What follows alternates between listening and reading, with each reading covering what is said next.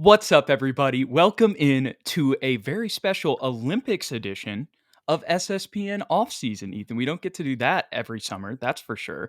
Mm, And it's also nice because normally this time of year, we would have literally nothing to talk about. right. But instead, we have the future of the San Antonio Spurs and probably the future of the NBA and maybe Ooh, even the future of the Olympics, if we want to put it that way. Maybe not this year, but, long term. Victor Wembanyama is 2-0 with France in Paris, representing in front of the home crowds. They haven't been easy games, but he's been the best player for France in both of those games and led them to an undefeated record. And even though they still got to play Germany, which may be the toughest team that they've played so far in group play, they have already secured a spot in the final tournament. I can't remember if it was semifinals or quarterfinals, but after their first two wins, they will be moving on, to that tournament that ends up leading to, potentially getting a medal around their necks, Ethan. mm, So yeah, we can just jump right into it. I can pull up Wemby's stats and we can talk about that and go through it game by game. But mm. before that, I'll just kind of dish it to you. And what have just been your initial thoughts on Victor Wembanyama in the Olympics and maybe even just the Olympics as a whole? He's been very impressive, and I think it's nothing less than we expected to see from him after a fantastic rookie season and a great end to that rookie year. We knew he was going to be showcasing a lot of the new skill sets that he's been developing over time, and obviously physically he looks fantastic. And it's been competitive games. I haven't had a chance to watch them start to finish just because of like what time they're actually playing in the day. But from what I've gathered via Twitter and via news articles and highlights, it's been a Herculean effort from him offensively for them to kind of win these games. And he has been their number one option, their go to scorer. He can score off the ball, he can score on the ball. It doesn't matter if he's at the 3 point line or posted up. France has really kind of built their offense around him and what he's able to do. And to be only 20 years old at this point in his career, that's really impressive, especially when you're playing against veterans like Nick Batum, Evan Fournier, and Rudy Gobert. Yeah, absolutely. And the other thing that I just realized, Ethan, that might be the most like, how do I word this? This might be the most like maybe concrete thing that we can take away from the Olympics that applies to the Spurs is he's been playing at the four this entire Right. time. So what have you kind of thought about his fit there? I think, he's just kind of showed after, a year of full development in the NBA. Obviously the FIBA rules are a little bit different, but still, sometimes I think I referenced in an episode earlier this summer talking about how at times this year he maybe looked like a baby gazelle and Yeah. then he got, much more coordinated, fluid, with his ball handling. I think we've continued to see that. And I think that just ties in as much as after this season, I was kind of like anti him at the four.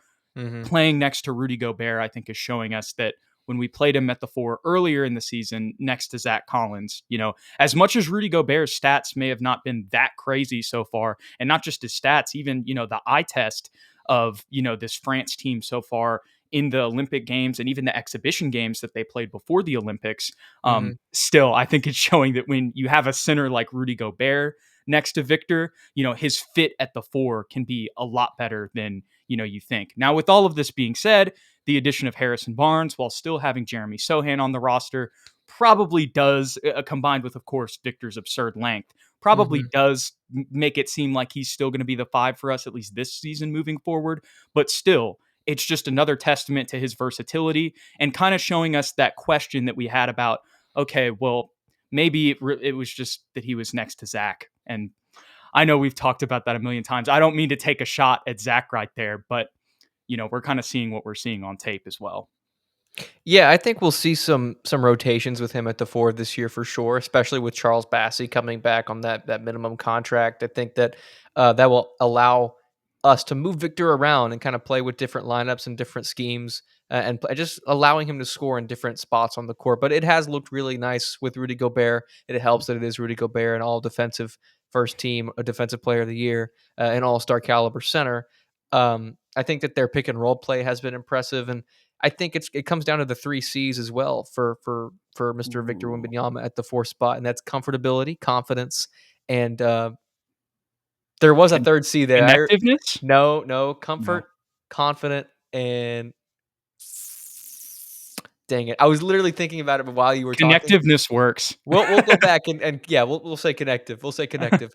But he just looks better. He looks more comfortable handling the ball, and I think that was the biggest like qu- uh, difficulty he had as a rookie, is at least initially at the 4 spot, was he wasn't quite comfortable handling the ball. He didn't know where the double team was coming from. He looks like he's kind of corrected all of that, at least for Team France international play. I know it's completely different basketball, but to that point, I think that will allow him to be more effective in the NBA, even at the center position, because that was like a big problem for him, or the biggest of the problems for him as a rookie. Yeah. And again, like even as we said, with the makeup of the roster right now, it does kind of seem like he's still going to play the 5, but the fact that he's showing this just Yeah, once again is another testament to his versatility. And right. also, you never know what's going to happen down the line with the moves we make. And maybe there's a really good center that becomes available in a trade like 4 years from now, where we can make like a semi super team front court. You know what Hmm. I mean? And he's showing that he can play the 4 next to an all-star caliber center. Has Rudy Gobert ever made an all-star game? Yeah. Okay. I was making sure. Did I just pull that out of thin No, air? I'll even Okay. confirm it for you, but I'm almost positive yes, because he Not always that gets many, flack from but Shaq. I'm confirming. I am confirming. Sorry, one at moment. One least moment. all One moment. defensive Yeah, and all three NBA. three times an All Star. Okay, I'm glad that I remembered that correctly. So that is my point there. The very, when you have an increase in talent, I hate to put Mm-hmm. it that way. Um, It's what it is you can see that it's a different product on the floor. for sure. With that being said, though, Ethan, let's go ahead and just go through his box score because, again, even if the scoring isn't that ridiculous, we know that FIBA is a very different style of game. But still, the way that he's been filling the stat sheet in both of these games has it's just been ridiculous. It's just like the regular season and what we saw with him throughout the year, and now we're seeing it again, in his first Olympics after his rookie season. Like the fact he's this type of player for France in his first Olympics ever. Like you see the difference between him and Bilal Coulibaly on this team. And that's not to say that Bilal's a bad player, but like most guys that are in this position have a role like Bilal Coulibaly, not like the one that Victor has. But again, Right. we already know how transcendent he is. And in that first game against Brazil, while he did have some help from Nick Batum, who had a really solid game with 19 points as well, they both led the scoring. Victor had 19 also, 3 blocks, 4 steals, 2 assists, and 9 boards, all on top of that, with a 3 as well, and 7 for 13 overall. So plus 50% overall from the field for Victor. And again, I mentioned Nicholas Batum, also had 19 points and contributed with some rebounds, assists, and steals as well. But really, the rest of the team, nobody else was in double digits. So again, that was Victor just leading the charge there against Brazil. And he continues to do that, and I think he should be used to that, considering what his his role was for the San Antonio Spurs last year as well. Absolutely, Ethan. But wanted to talk about that one. But this Japan game, for those Mhm. of you who watched, you know how insane this game was, how fun it was. It was my favorite game of the Olympics so far out of all of the games. And I was just so thankful that I got to catch some of it while I was at work. It was mainly the second half and overtime. But man, France was down 4 points with 10 seconds left. And I was trying to find his first name earlier, but I just didn't have time to look it up before pre-show. It starts with an M, but Strazel, the point guard. He hits a 4-point play 3 with 10 seconds left when they're down 84 to 80 to Japan. They had kind of been leading for most of the game, but Japan was just shooting the lights out of the ball. They were playing the game plan perfectly, Ethan. They weren't attacking the paint. They were really just chunking threes, and they hit 10 plus of them in the game. Let me see the total numbers. They hit, or no, that's France. But still, Japan hit 16 threes throughout the game, 43% overall throughout the game as well. So they were shooting the lights out Wow. efficiently, and they hit 16 overall. So they knew, hey, we're not we understand our height disadvantage. A lot of people saw the 5'4" point guard from Japan next to Wemby. That was definitely some basketball theater, I'll put it that way. But man, Mm. that even though he was short, dude, he was sniping. He was out there hitting threes and making plays, which is why Japan, it looked like they were going to win the game there. And it was like, oh my goodness, are they like, and I don't mean this in any disrespect to Japan because they obviously played a heck of a game. But if we're just being completely honest, the more talented team was definitely France. So if they would have lost that one, that would have just been a real heartbreaker, especially considering it's in Paris. But after Strazel hit that 4-point play, man, it was just absolutely crazy. And then here's the biggest thing, and this is my favorite part of the Olympics so far. Victor scored 8 of France's 10 points in overtime to lead them to victory against Japan. So he basically just backpacked the team, said, screw this. We're not losing in Paris. Strazel just hit that shot for me. I'm taking over. He had an and one. Then he hit a 3. And my favorite part about the 3 is he missed the first one. Rudy Gobert gets the rebound. He immediately calls for it again and swishes it. And that's where you kind of saw the picture of him, throwing the 3 up, and he's like, let's effing go.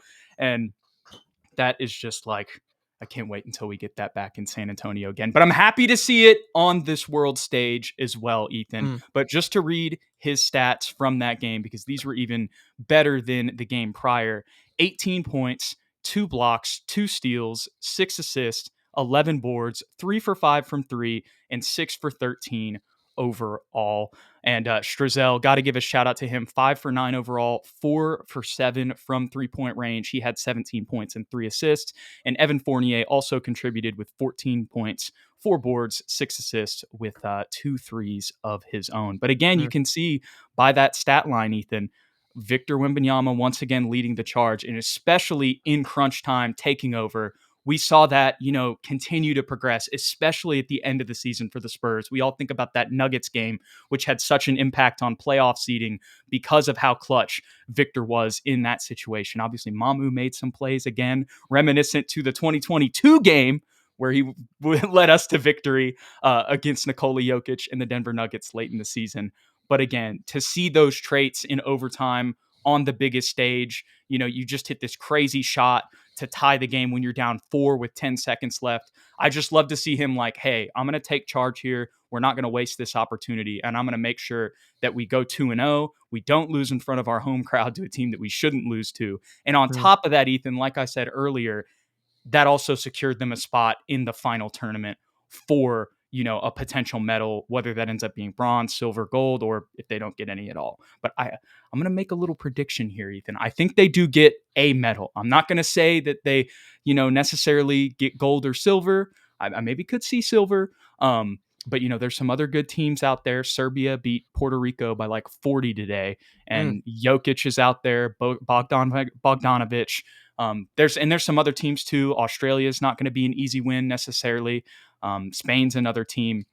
And I feel like I'm forgetting maybe another team out there. But I don't know if Germany's playing well, but that's one to talk about. Thank you. That was exactly who I was forgetting, Ethan. And basically, with all that being said, I think that they are going to end up on that stage, even if it's just the bronze medal. But I say it's just the bronze medal. I don't remember the last time that France got a medal in the Olympics. I believe it's been a little bit. So I think that would be, that would just be a big thing for the country. And also, again, another testament to this being his first Olympics. And if they could end up getting on that stage at the end of it, man, that would just be another statement.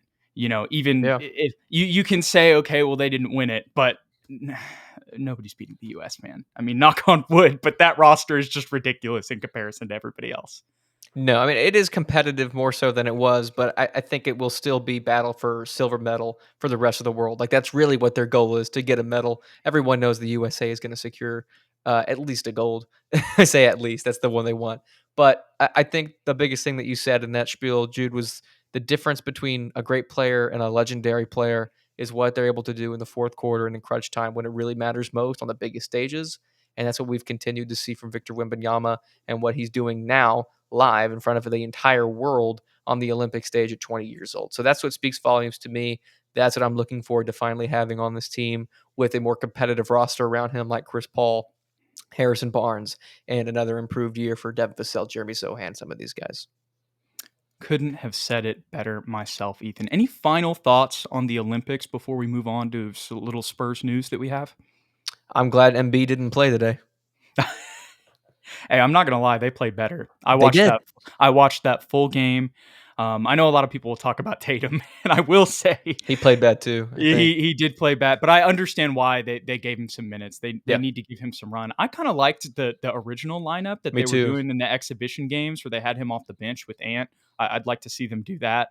But still, at the end of the day, like the U.S. didn't even start this game that great, and they Mhm. still won by like 20. So, Exactly, exactly. D. White is the difference, for being honest. 14 points off the yo, bench for our boy Derrick, ex-Spur. Just knows how to win. thank you. Thank you so much for bringing up Derrick because that was the other Spurs connection that we have here. Dude, he came in and went off. Yes, Like, he did. and I mean, here's a hot take for you, Ethan. We don't have a lot of hot takes on this show. I think he's a more connective piece, and he's just a better fit. Like I think he would make more of an impact than Kawhi would.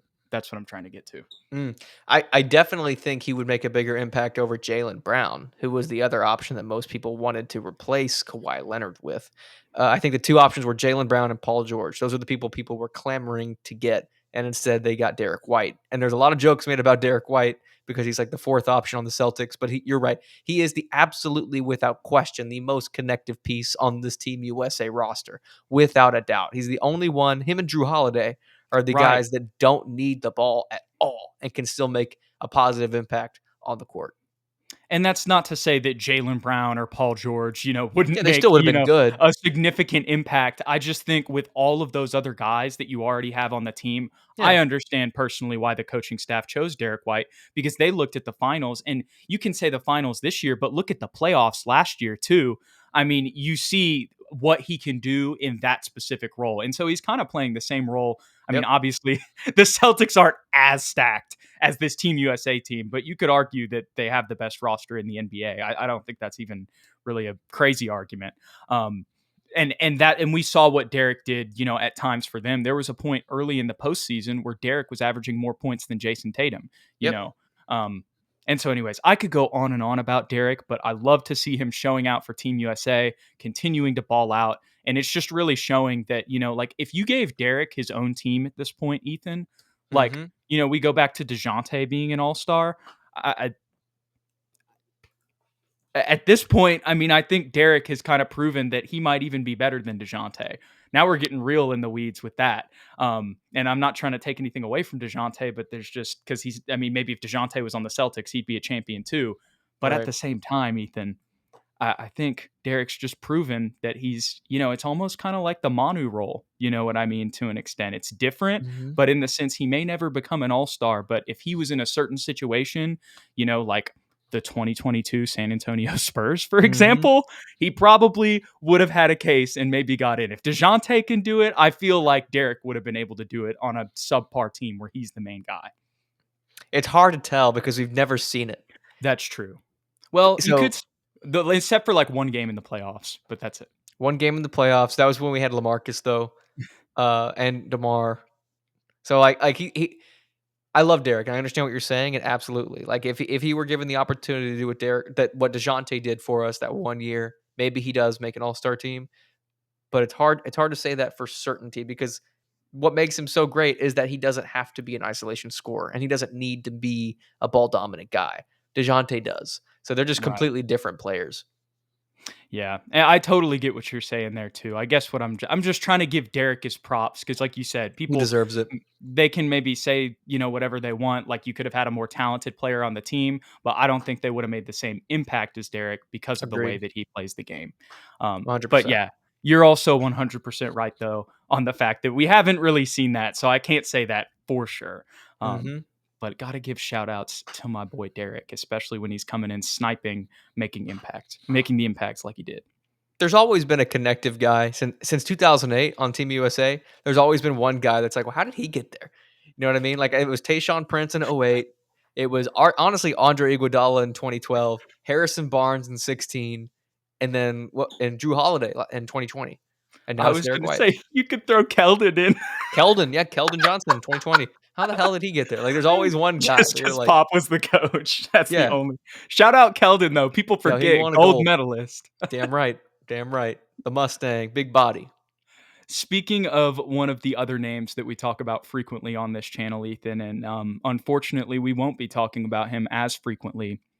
That is my dog, Dominick Barlow. We obviously know, we've known for a while that he wasn't going to be on the team, but it has officially been announced that he will be signing a two-way with the Atlanta Hawks. And the Spurs, they sent out their thank you posts. Yeah, man, it was like, in I don't know if you ever watched this as a kid, but did you watch any Pokemon as a kid, Ethan? Yeah, yeah, of course. Do you remember the Bye Bye Butterfree episode? I don't. Okay, well that's where Ash like lets go of Butterfree, and they had been together. Mm. They had he had got him when he was a Caterpie, and then they went to like go live with their family, and he's like crying. Yeah, if you look it up, there's a bunch of gifs about it, and like Pikachu's like waving and Ash is waving. They're like bye bye Oh, Butterfree, yes, I do and know this. everybody's I do and know everybody's this. like crying. That's how I feel when I saw that Dominick Barlow signed with the Hawks. Listen, dude, I completely get it, man. I mean, I'll let you do your little spiel. I know he meant a lot to you, but it's the same. I feel like the emotions that you have right now are the same that I had for Drew Eubanks, who was my guy for so long, the guy that I believed in, that I enjoyed watching play more than anybody. And I completely understand where you're coming from because Dom had a lot of potential. He played a lot of solid games. Arguably, should have been the backup center last year over Zach Collins. No disrespect. But best of luck to him in Atlanta, man. He's going to have an all-star point guard to play with on a two-way contract. Best of luck to him. I think he's got a lot of potential. Yeah, I kind of already said, Yeah, my he means a emotions lot to you. on Dom Beasy. It's funny though that we've had like two of these guys during the time Right. that we've done SSPN. And that the last thing that I'll say on Dom is I'm happy he went to Atlanta for a couple reasons. One, because Quinn Snyder used True. to be the head coach for the Austin Spurs. I'm sure that's how he got on their radar. So there is a little Spurs connection there, and hopefully Quinn's system, can work a little bit better now that DeJounte's out of the picture, and they can focus it around Trey, and there's not as much of a logjam in the backcourt. But the other thing that I was going to say is Overtime Elite was based out of Atlanta. So it's not Mm. like he's going to a place that's completely, like he doesn't know anybody. Like he's going to have some people that he knows from there. I'm sure he'll probably go out there and train and use all their facilities. On top of just, again, getting another opportunity in the NBA. Right. I'll never forget that video. As much as it was, we just signed a two-way contract guy on the same night that we drafted Jeremy Malachi and Blake. Seeing that moment with his mom where, Mhm. he was crying after he got the call from Brian Wright that they wanted to sign him to a two-way after going undrafted. Um, I'm pretty sure that it was kind of just him and his mom growing up. And there were a lot of, things that he went through, I mean, he didn't even really start playing basketball and realize that it could be a thing, and have it like that he could have that sort of potential until he was like, I think like 14, 15. So I'm happy for Barlow's journey to continue. And I'm glad that the Spurs kind of were able to, pick a diamond in the rough. And now he's made a career for himself, kind of just like our boy Drew Eubanks, Ethan. Just like my guy Drew Eubanks. And another thing that I thought of about Don Barlow, I'm hoping Atlanta tries to elevate him into basically a bench unit version of what Jalen Johnson is for their starting lineup. Just a pick and roll lob threat with a little bit of versatility. And that every once in a while he can pick and pop too, knock down a 15-foot jumper. So I'm hoping he gets some actual run with the real team. Yeah, I completely agree. You never know what can happen in a season, but that's exactly was my thought process too. I was like, I hope we can see some bench rotation minutes for Barlow on the Hawks because I think he could genuinely actually do some positive things for them. Agreed. Well, Ethan, I think that pretty much wraps up this episode. So I think next week when we come back, I think the Olympics will be finalized by that point. So we'll kind of do another Olympic recap. And then after that, we'll kind of just be waiting until training camp. But by that point, Ethan, it's going to be August and training camp starts by mid-September. So, Mhm. we're only about a month and a half away from training camp as we speak. So I think maybe after that, we can start getting into some position previews and really start talking about this team moving forward. I'm looking forward to the media day press conferences more than anything, Jude, to really dissect Chris Paul, Harrison Barnes, and what the rest of the team thinks about playing with two veterans like that. That's the most interesting narrative for me going into the into training camp. Dude, it's so funny because you're mentioning that, and it's like I've almost like sometimes I forget that we signed Chris Paul. And I Yeah, know like Harrison same. Barnes is another, obviously like he's got championship experience and that's at a position of need. So that's another name I forget. But dude, like I forget about Stephon Castle too. I'm like these Right, these right. all three of these new additions are gonna be very beneficial to this team. So I'm super Mhm. excited to see preseason start, in early October. And, we'll probably start hearing some things about rotations in training camps from reporters as well. Yeah, man, it's not as far away as we Mm. think, Ethan, as we're in the last day of July here. I got one last question for you, Jude. This will be a quick one for both Go of us. for it. Which player, current player on the Spurs, will be the first player in a rumor that hates Chris Paul? Every team he's been to, there's been somebody apparently, allegedly, that is not getting along with Mr. Chris Paul. Who I will it be? I know who it's going to be. I think. Go ahead. I think it's going to be Jeremy because Mm. and I don't think it's going to be because I don't think there's going to be any substance to it. I think that Jeremy's just going to kind of have that fire at practice and maybe they challenge each other, or really Chris Paul kind of challenges him a little bit. But Oh. you know how Jeremy is. You could maybe throw Zach in there with a little bit of attitude, but I feel I definitely would lean more towards Jeremy. That's what I'll say. But I think it won't be actually substantive. It'll just be, they'll be competitive at practice and, there'll be some things that come out about it maybe. I'm going to go with Malachi. Ooh, okay. I have a feeling that Chris Paul is going to target Malachi Branham because he's not a great defender and he's inconsistent. And I think, when you think about scrimmages, who's maybe going to be guarding Chris Paul might be Malachi Branham. He's going to attack Malachi, I think, and try and toughen him up and lift him up at the same time. But that's going to be my unbased in fact guess here. I gotcha. And while you're saying that, Ethan, like, think about how much Blake Wesley and Malachi Branham are going to learn Oh from my Chris god. Paul. Exactly. It's like that video that was floating around for a long time of the Lakers practice facility when Kobe was going against Vucevic, I believe was his name, who was a shooter for them back when they sucked. And Vucevic is guarding Kobe, and Kobe just elbows him in the chest really hard. Um, And Vucevic is like, he like gets pissed off and he pushes Kobe, and Kobe looks at the camera and he winks at it. He's like, he's doing it on purpose. Like that's what I'm envisioning Chris Paul might do to some of these young guards. And as you mentioned that, I got to mention, I think this may be like a week old at this point, but Chris Paul went and practiced with Wake Forest, his old Right. team, and in the current team.